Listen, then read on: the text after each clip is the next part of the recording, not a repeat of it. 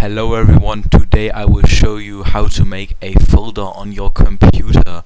Of course it is me, Water again, and I felt like it might be time to make a folder on my computer, and I thought I might show you how it works. So first you will need to get your mouse, and you will need to right click on your PC, and then you will go to new, or in my fall neu, because I am German and you can suck it, and then you go to this folder icon and you will click on it, and now you have a folder. Congratulations!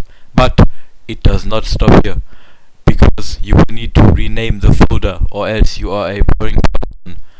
So if you did not do this now, you can still change it later, so don't worry about it too much. So you should name the folder something that you desire a lot. In my case, that is men. And now you have a new folder that is renamed, and you can put anything in here that you want. Just not your taxes. They do not belong in there, because you should not pay them. If you want to rename the folder, you can right click on it again and take the second last option to rename the folder.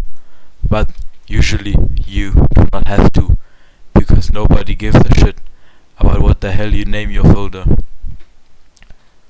Congratulations, you have done it. I am proud. Water out.